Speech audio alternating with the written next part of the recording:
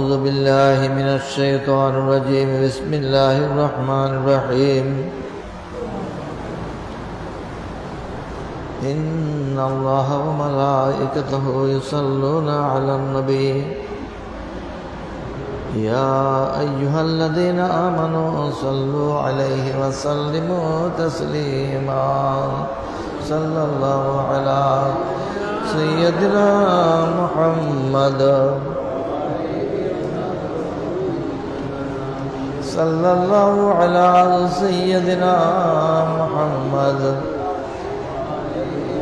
وآله وأصحابه وبارك وسلم. صلاة يا رسول الله عليكم، سلام يا حبيب الله عليكم، سلام يا سلام يا حبيب الله عليكم.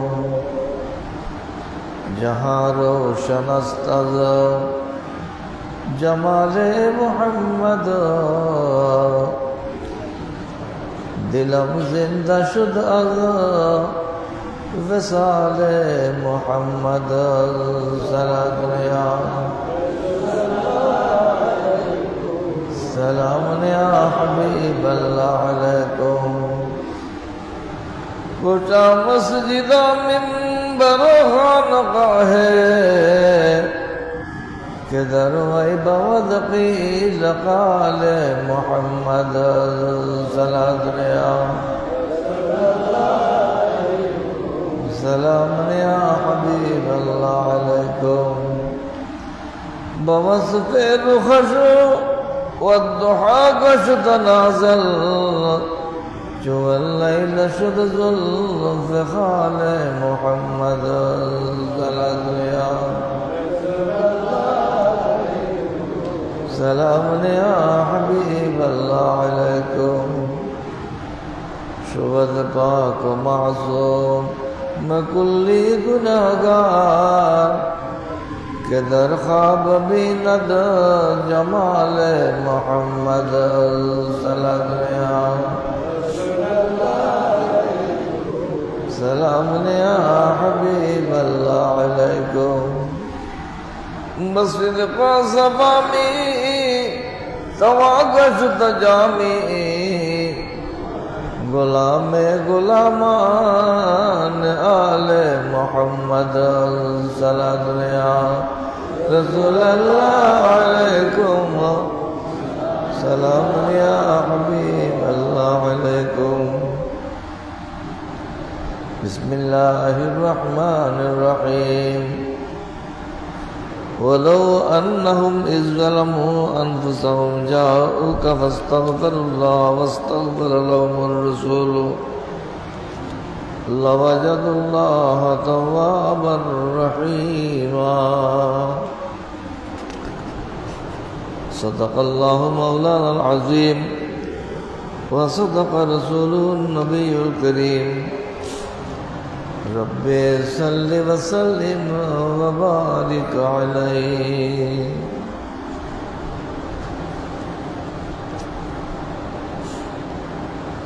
أما بعد. সম্মানিত মুসল্লিয়ান কেরাম, বেরাদরান ইসলাম, আশিকান মুস্তাফা সাল্লাল্লাহু আলাইহি ওয়াসাল্লাম, রহমানি ওয়া রাহমাকুমুল্লাহু তাআলা। আল্লাহ পাক জাল্লা শানুর অনন্ত ফুরন্ত শুকর যে আহকামুল হাকিমিন রব্বুল ইজ্জত আমাদেরকে আজ সফরুল খায়ের চাঁদের তৃতীয় জুমা আদায় করার জন্যে হাটাজারি উপজেলাধীন ফতেপুরস্থ হযরত হাসিম আস্তান রহমতুল্লাহ আলাইহি মাজার সংলগ্ন ফকিরা জাও মসজিদে এসে উপস্থিত হওয়ার তৌফিক দিয়েছেন। আলহামদুলিল্লাহ। আমাদের মতো অনেকেই এমন আছে যারা গত জুমাতে মসজিদে উপস্থিত হয়ে নামাজ পড়েছিল, হয়তো আজ তারা দুনিয়াতেও নাই। এমনও আছে যে গত জুমাতে জুমার নামাজে অংশগ্রহণ করেছিল, মসজিদে গিয়েছিল,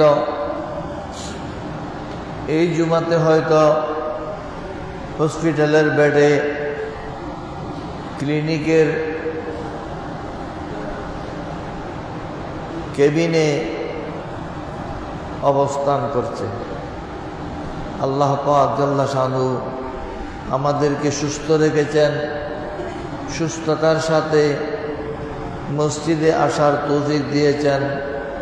মহান রব্বুল আলমিনের দরবারে লাখো কোটি শুকরিয়া, আলহামদুলিল্লাহ।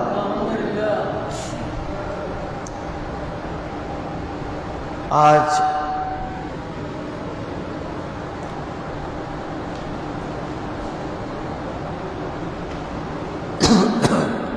জুমার খুতবার মধ্যে পবিত্র কোরআনের একটি আয়াতে কারিমা উল্লেখ করা হয়েছে, যে আয়াতের মধ্যে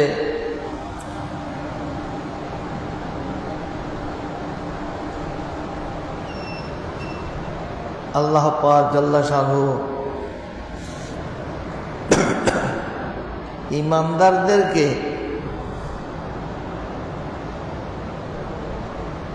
গুনাহ ক্ষমা পাওয়ার এক নিশ্চিত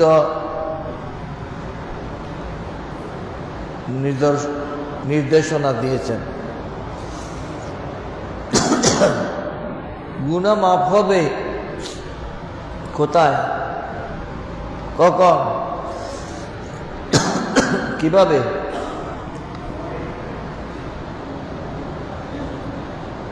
আমরা তো গুনাহ করি, গুনাহ করার পর আবার বাহাদুরি করি, গুনাহ করি, গুনাহ করে সেটার উপর গর্ববোধ করি, অহংকার করি, এই করেছি সেই করেছি, অমুককে শেষ করে দিয়েছি। এটা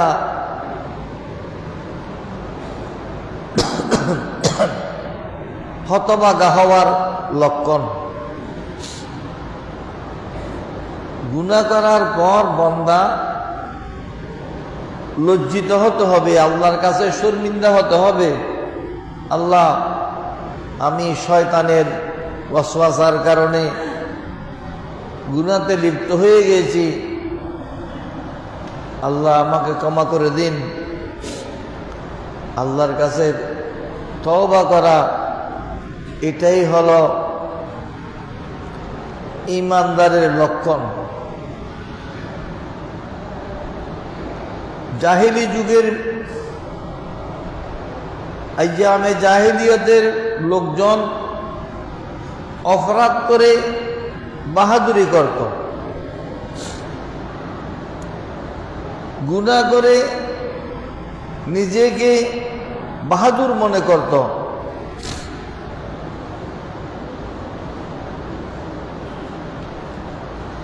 আমাদের সামনেও সেই সময় এসে গেছে, আমরা গুনাহ করি, আবার বীরত্ব দেখাই, আমি বীরের কাজ করে ফেলেছি, নাউজুবিল্লাহ।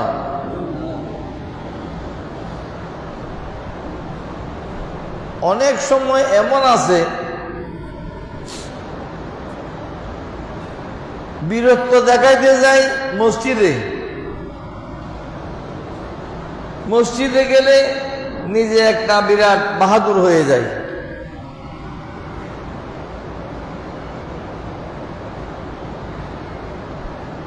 এইসব কর্মকাণ্ড আমাদের অঙ্গনে খুবই পরিতাপের বিষয়।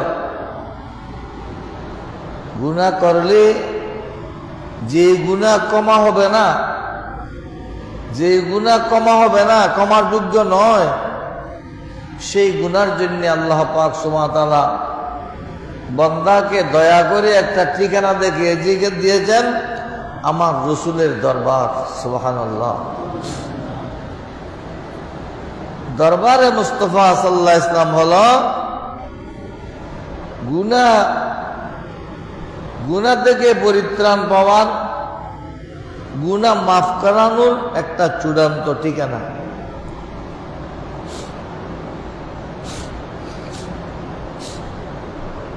আজকের খুতবার মধ্যে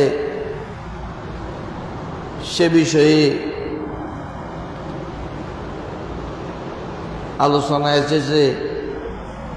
আল্লাহ পাক সুবহানাহু ওয়া তাআলা ইরশাদ ফরমাচ্ছেন, ওয়ালাউ আন্নাহুম ইযলামু আনফুসাহুম জাউকা ফাস্তাগফিরুল্লাহ ওয়াস্তাগফারা লাহুমুর রাসূল। যদি বান্দা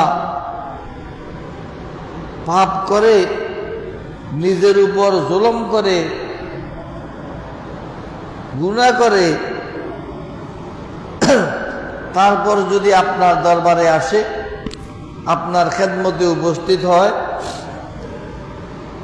আপনার খেদমতে উপস্থিত হয়ে বান্দা যখন আল্লাহর কাছে ক্ষমা প্রার্থনা করবে, তওবা করবে, আর রসুল যদি তার জন্য সুপারিশ করে, আল্লাহ পাক নিশ্চয়তার সাথে বলছেন, লাওয়াজাদুল্লাহ তাওয়াবার রহিমা। সেই বান্দা আল্লাহকে পাবে তওবা কবুলকারী এবং দয়ালু। সুবহানাল্লাহ।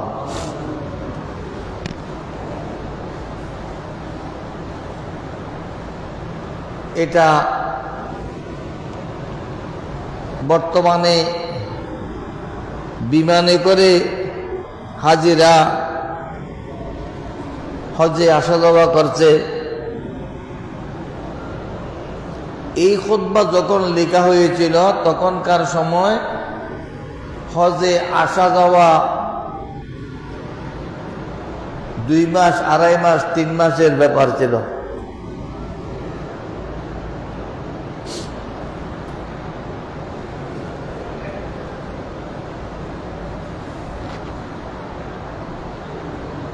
বাহন ছিল দুর্বল, অনেকে পায়ে হেঁটে গিয়েছে, অনেকে সমুদ্রের পথে গিয়েছে, অনেকে উটের পিঠে আরোহণ করে গিয়েছে। এখন তো আমরা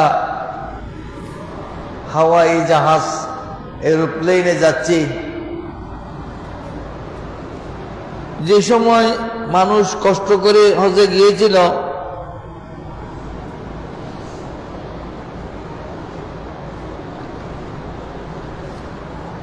তখনকার কথা আজকের খুতবার মধ্যে উল্লেখ করেছে যে হাজিরা যখন ফিরবে, হাজিরা হজ থেকে ফেরার বিষয়ে আজকের খুতবার মধ্যে আলোচনা হয়েছে।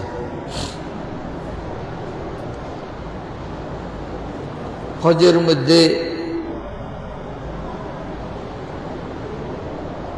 তোমরা আল্লাহর কাছে তওবা করবে। হজ করা বড়ই বরকতমণ্ডিত কাজ। আমরা তো দুনিয়ার লোভ লালসার কারণে পারি না। হাদিস শরীফের মধ্যে বর্ণিত আছে, আল্লাহর প্রিয় রাসূল সাল্লাল্লাহু আলাইহি ওয়াসাল্লাম দোয়া করেছেন, আল্লাহুম্মা গফিরিল হাজ ওয়া লিমান ইস্তাগফারা লাহুল হাজ। আল্লাহ, তুমি হাজিদেরকে ক্ষমা করে দাও, এবং হাজিরা যার জন্য দোয়া করে, হাজিরা যার জন্য গুনাহ ক্ষমা চায়, আল্লাহ তাকেও ক্ষমা করে দাও। সুবহানাল্লাহ।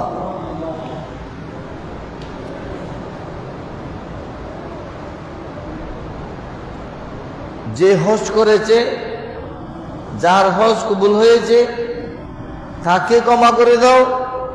সে যার গুনাহ ক্ষমা যায়, তাকেও ক্ষমা করে দাও।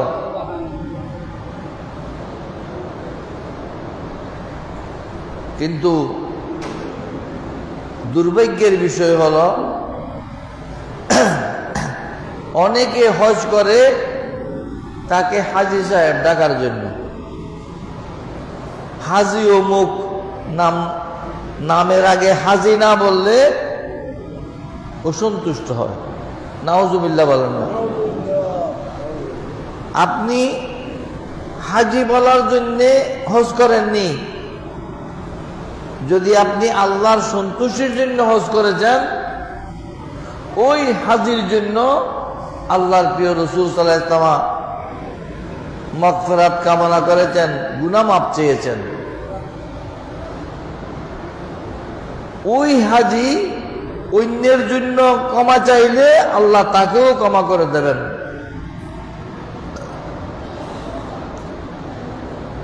হাজি সাহেবের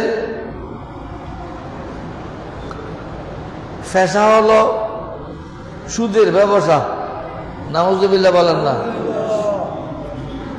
বর্তমানে এগুলো ফেসবুকের মধ্যে এগুলো দেখায় কি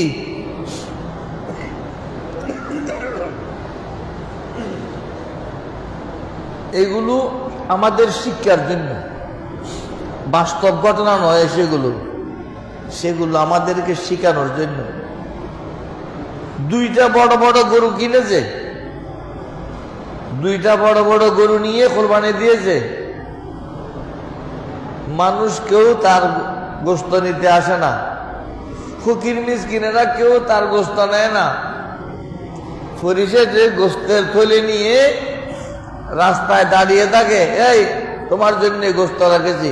বলে আমি তোমার গোশত নেব না। কেন? তুমি তো সুদ খাও, সুদের টাকার গোশত আমি খাবো না। সুবহানাল্লাহ।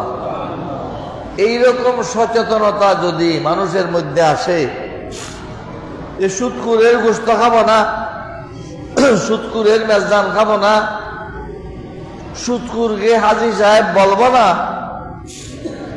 এই চেতনা যদি আমাদের সমাজে আসে, সমাজ অনেকটুকু সুন্দর হয়ে যাবে। কিন্তু আমরা তো গোবরের বার কাঁধে লই, সামনের লাইও গোবর, পিছনের লাইও গোবর। শুনলাম আমাদের রৌজনে এক জায়গায় মসজিদের খতিব নিয়োগের ব্যাপারে দলীয় লোকেরা, নেতৃত্বের কোন দলে, খতিব নিয়োগ করা কঠিন হয়ে গেছে। এই যদি চরিত্র হয় তাহলে আমার গোবরের বাদ তো খান্দেই রয়ে গেল। নাউজুবিল্লাহ বলেন না।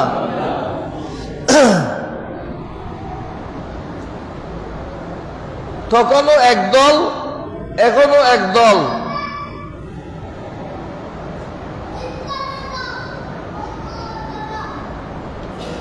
মানুষের চেহারা পরিবর্তন হয়েছে, আদর্শের কোনো পরিবর্তন হয়নি। এই যদি আমাদের সমাজ হয়, আপনি সুন্নি হয়েও লাভ কি, ওয়াবি হয়েও লাভ কি, আওয়ামী লীগ হয়েও লাভ কি, বিএনপি হয়েও লাভ কি, জামাত হয়েও লাভ কি, জাতীয় পার্টি হয়েও লাভ কি, যতক্ষণ আপনার চরিত্র সংশোধন করতে না পারেন। নেতারা যদি এগুলো নিয়ন্ত্রণ করতে না পারে, তাদের পথ ছেড়ে দেওয়া উচিত যে আমি ব্যর্থ, আমি পারলাম না। এ সমাজ আমাদেরকে দেখতে হচ্ছে, এগুলো আমাদের দুর্ভাগ্য। 1400 বছর আগে আল্লাহর প্রিয় রাসূল সাল্লাল্লাহু আলাইহি ওয়াসাল্লাম এই সময়ের ব্যাপারে ভবিষ্যৎবাণী করে গেছেন যে এই পরিস্থিতিতে বুজুর্গরা দোয়া করলেও সেই দোয়া কবুল হবে না। নাউজুবিল্লাহ।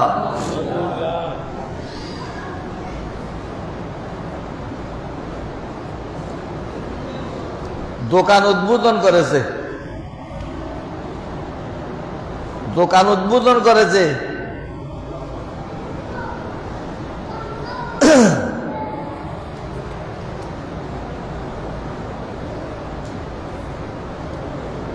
জুমার দিন, জুমার পরে 10 জন হুজুরকে দাওয়াত করেছে যে হুজুর আপনারা আমার দোকানে একটা খতম করবেন। আসরের নামাজ শেষে সবাই মিলে দোয়া করলো দোকানে বরকত হওয়ার জন্য। 2 দিন পর দোকানটা জ্বলে গেছে।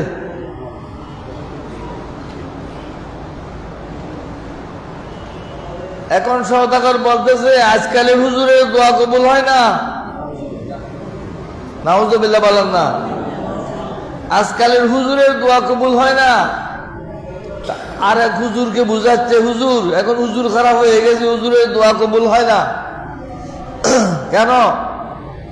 এই ঘটনা বলে যেই সওদাগর জুমার পরে দোকান উদ্বোধন করতেছে সে জুমার নামাজ পড়ছিল, বলে এদিকে দোকানের কাজে ব্যস্ত ছিল, সে মসজিদে যেতে পারে নাই।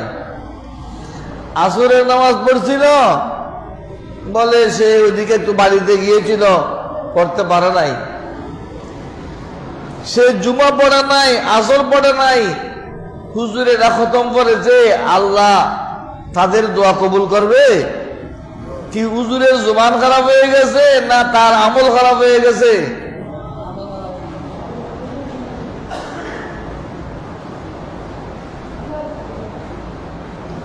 একজনে বিল্ডিং করতেছে, তার থেকে 10 লক্ষ টাকা চাঁদা আদায় করেছে, 2 লাখ টাকা দিয়ে মেজবান দিয়ে দিয়েছে। এলাকাবাসীরা কত খুশি, বাবা আমাদের সমাজ সেবক মেজবান দিয়েছে। খুব খাট টাকা, চাঁদাবাজির টাকা। এই যদি আমার সমাজ হয়, এই যদি আমাদের যুবকেরা হয়, এই যদি আমার ছেলে, আমার ভাতিজা, আমার ভাই হয়, দল বদলাইয়ে লাভ নাই, ব্যক্তি বদলাইয়ে লাভ নাই। আমি আমার অবস্থান থেকে, আপনি আপনার অবস্থান থেকে নিজের আদর্শ ঠিক করতে হবে, ঠিক কিনা? আদর্শ ঠিক না করলে সবগুলো বাঙালি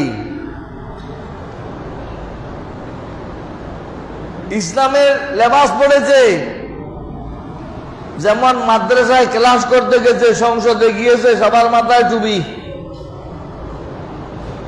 কি মসজিদে গিয়েছে না মাদ্রাসায় ক্লাস করতে গিয়েছে না সংসদে গিয়েছে? ওরা বলতেছে এই সরকার সবগুলো দলীয় লোক বিভিন্ন পদে বসাচ্ছে। তোমরা কি করেছিলে? তোমরা যখন অন্তর্বর্তীকালীন সরকারের সময় সুযোগ পেয়েছিলে, তোমরাও তো সেই কাজ করেছিলে। বাঙালির এপিটুপিট সমান, মুদ্রার যেরকম এপিটুপিট সমান, এটা ইসলামী দল হোক, অন-ইসলামী দল হোক, এটা ওই দল হোক, সেই দল হোক, দলের নাম ভিন্ন, সবার দাবি এক দাবি, তোমার সাইটা তোলো, আমার সাইটা বসাই। সাই বদলানোর ফালা, চরিত্র একই।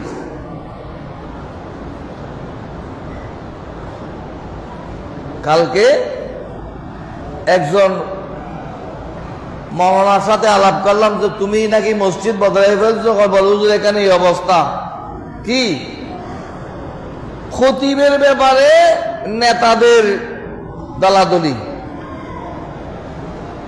আলহামদুলিল্লাহ আপনাদের এই মসজিদে আপনারা অনেক ভালো আছেন, আলহামদুলিল্লাহ বলেন না?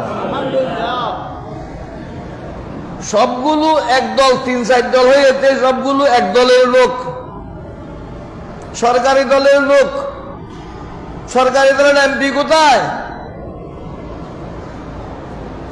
এটা আমার এলাকা, সেই হিসেবে আমি আবদার করে বলতে পারতেছি। আফসোস, এই চরিত্র যদি পরিবর্তন না হয় তাহলে কি হবে?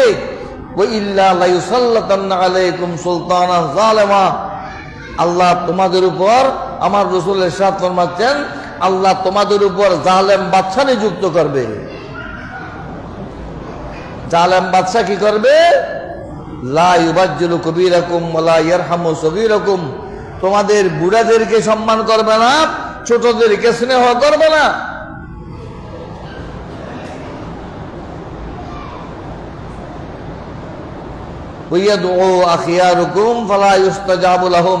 তোমাদের বুজুর্গরা একত্রিত হয়ে দোয়া করবে, কিন্তু আল্লাহ দোয়া করবেন, কবুল করবেন না, সেই দোয়া কবুল হবে না। বুজুর্গ দোয়া করলে কি হবে? হুজুর একটু দোয়া করুন, হুজুর দোয়া করবে কি করে? তোমার তো চরিত্র ঠিক নাই, তুমি তো সুদের ব্যাপারটা জানো নাই, তুমি তো ঘুষের ব্যাপারটা জানো নাই। দাড়ি টুপি দেখলে মনে হবে যে এটা নতুন ফেরেশতা আসমান থেকে নাজল হয়েছে, ঘুষ খাওয়ার মধ্যে চ্যাম্পিয়ন। যেভাবে ইসলামের দোহাই রে, সন্ত্রাসীর মধ্যে চ্যাম্পিয়ন। আমরা মুখের ভাষা, উপরের লেবাস, সেটা কিরকম আছে সেটা দেখতেছি। আল্লাহ বলছেন আমি সেটা দেখতেছি না, আমার রাসূল ইরশাদ ফরমাচ্ছেন, লা ইয়ানজুরুল্লাহু আযজা ওয়া জাল্লা ইলা সুওয়ারিকুম ওয়া লা ইলা আমালিকুম ওয়ালাকিন ইয়ানজুরু ইলা কুলুবিকুম ওয়া নিয়াতিকুম, ইলা কুলুবিকুম ওয়া নিয়াতিকুম। আবা কাবা नहीं चाहता इलाही, अबा काबा नहीं चाहता इलाही, मगर चाहता दिलों की सफाई। কত বড় আবা পড়েছে, কাবা পড়েছে, জুব্বা পড়েছে, দাড়ি কতগুলো আছে, টুপি কত সুন্দর, সেগুলো আল্লাহ চায় না। আল্লাহ কি চায়? আল্লাহ চায় মগর চাহতা है दिलों की सफाई, অন্তরের পরিচ্ছন্নতা, অন্তরের পরিচ্ছন্নতা। আমি হজ করতেছি আল্লাহর সন্তুষ্টির জন্য, আমি নামাজ পড়তেছি আল্লাহর সন্তুষ্টির জন্য, আমি দান করতেছি আল্লাহর সন্তুষ্টির জন্য। ওমা উমিরু ইল্লা লিয়াবুদুল্লাহ মুখলিসিনা লাহুদ্দিন। দ্বীনের যত কাজ আছে সবগুলো একমাত্র আল্লাহর সন্তুষ্টির জন্য করলে সেটা হবে পরিচ্ছন্ন দিলের আমল। অন্তর পরিষ্কার হতে হবে।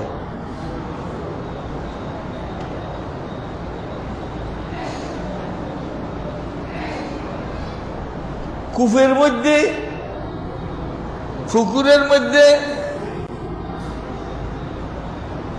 কুত্তা খোঁচা, কুত্তা মারা পড়েছে, কুত্তা মারা পুকুরের মধ্যে যদি একটা মরা কুকুর পড়ে কি করবেন?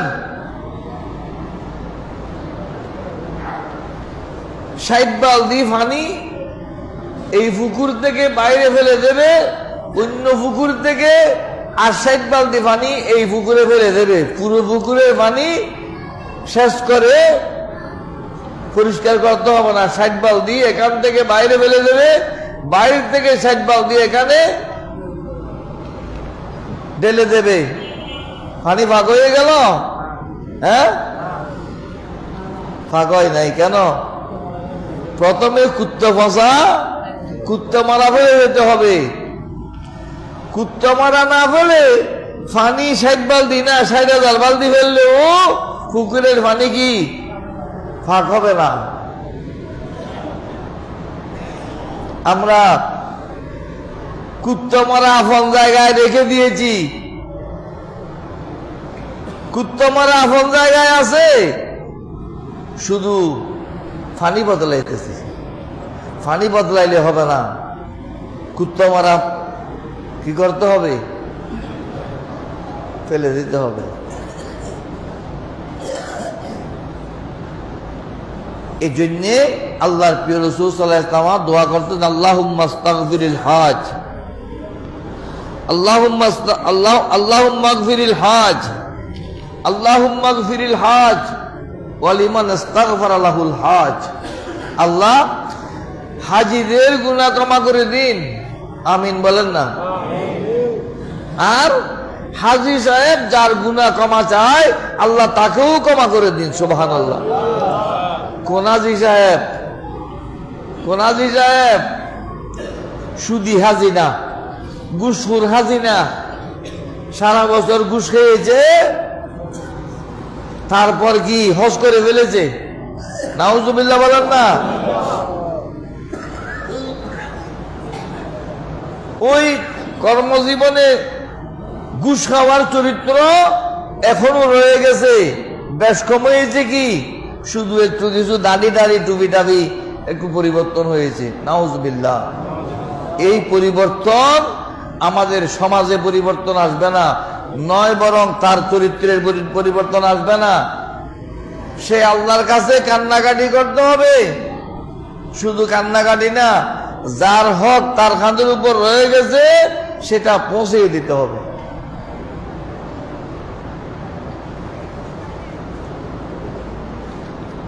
হজ করা বড় ইবাদত।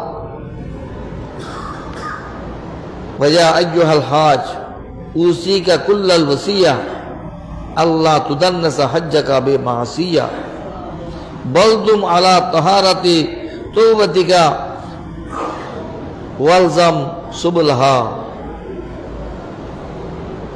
হে হাজিরা, হাজী সাহেব, আমি তোমাকে যথাযথভাবে ওসিয়ত করছি, উপদেশ দিচ্ছি। আমি তোমাকে যথাযথভাবে উপদেশ দিচ্ছি। কি উপদেশ? আল্লাহ তুদান্নাসা হজ্জাকা বিমাসিয়া, তোমার হজকে তুমি গুনার মাধ্যমে গুনাহ করে ময়লা যুক্ত করো না। আমি একটা দোলাই করা কাপড় পরে আসলাম,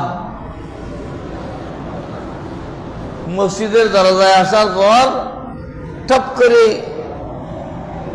কাক একটা পায়খানা করে দিল। এখন কি আমি মসজিদে ঢুকে নামাজ পড়ব না জামা ধুয়ে পরিষ্কার করব? প্রথমে আমার জামা পরিষ্কার করতে হবে, তারপর নামাজ পড়তে হবে।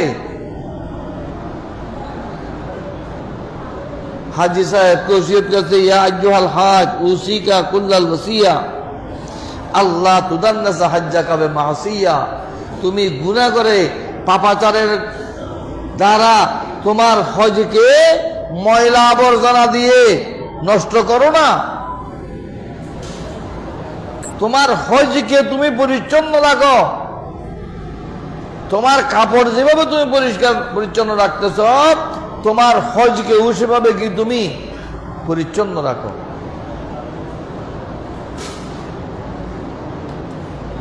কি করবে?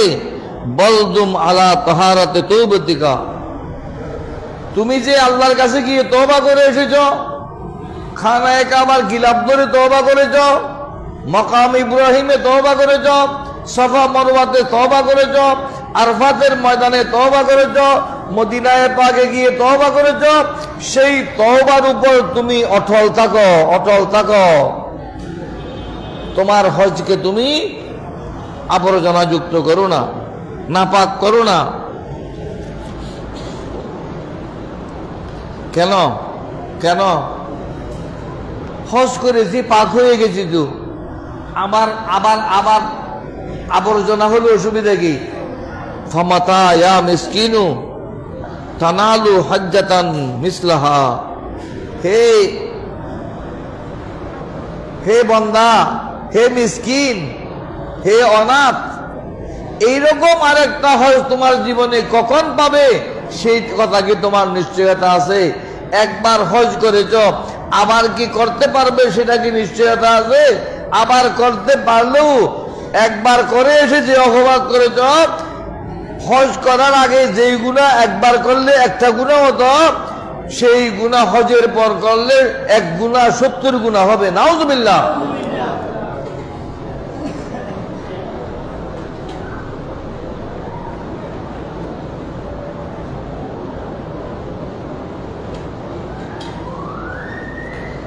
আমি বলছি না, এখানে বলছে যে ওয়াকাদ কিলা মাসিয়াতুন বাদা তওবাতে আকবাহু মিন 70 ক্বাবলাহা।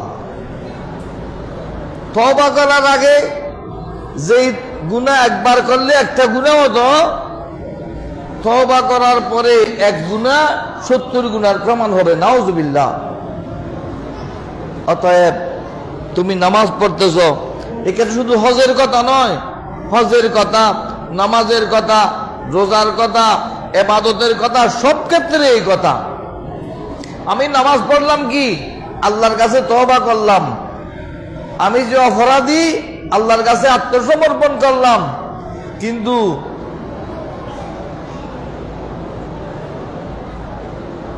মসজিদে আসার ক্ষেত্রে আমি প্রথম সারির মুসল্লি, প্রথম কাতারের মুসল্লি, মসজিদ থেকে বের হয়ে একজনের সাথে বিবাদ বাজাইলাম, কি আমার টাকা দাও নাই কেন? কিসের টাকা? সুদের টাকা। টাকা সুদে লাগাইছে যে মক্কল পাইছে মসজিদের দুয়ারে। কোথায়? মক্কল পাইছে মসজিদের দুয়ারে, বাজাইলো ডাঙ্গা। কিসের ডাঙ্গা? সুদের টাকার ডাঙ্গা। এই নামাজের কি দাম? আপনি নামাজও পড়লেন, সুদের খাজু আপনার ঠিক আছে, আপনার কাপড়ে পায়খানা লেগেছে, সেটা পরিষ্কার করতেছেন কি দিয়া? ফেসরাব দিয়া। নাউজুবিল্লাহ বলেন না। ফেসরাব দিয়ে পায়খানা পরিষ্কার করলে পায়খানা চলে যাবে, নাপাক থেকে যাবে, ঠিক কিনা? এগুলো আপনারা বুঝার জন্য বলছি। এবং খুতবাওয়ালা যে উপদেশ দিলেন, এই উপদেশ আমি আমার অবস্থানে, আপনি আপনার অবস্থানে যদি সেটা অনুসরণ করি, আমাদের সমাজ সুন্দর হয়ে যাবে, আমাদের জীবন সুন্দর হয়ে যাবে, আমাদের দুনিয়া সুন্দর হয়ে যাবে, আমাদের আখিরাত সুন্দর হয়ে যাবে। সুবহানাল্লাহ।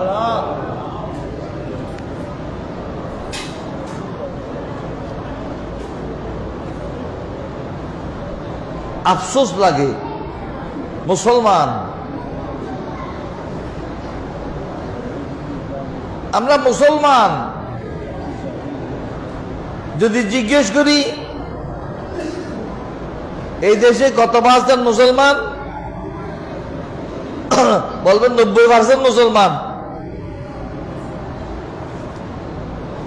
মসজিদুন না,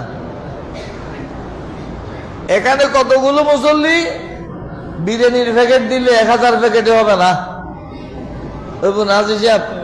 হ্যাঁ, বিরিয়ানির প্যাকেট দিলে 1200-এর উপরে লাগবে, ঠিক কিনা? আরো বেশি লাগবে। কিন্তু মুসল্লি হিসাব করলে আপনি কোনখানে আছেন, আপনি আপনাকে বিবেচনা করুন। আপনি কোনখানে আছেন, আপনি আপনাকে বিবেচনা করুন। আপনি যদি আপনাকে সংশোধন করতে পারেন, আপনার দুনিয়াও কামিয়াব, আখিরাতও কামিয়াব। সময় আছে, এখনো সময় আছে। যতক্ষণ সময় পাবেন, কতক্ষণ? শয়তানকে যখন আল্লাহ জান্নাত থেকে বের করে দিচ্ছেন,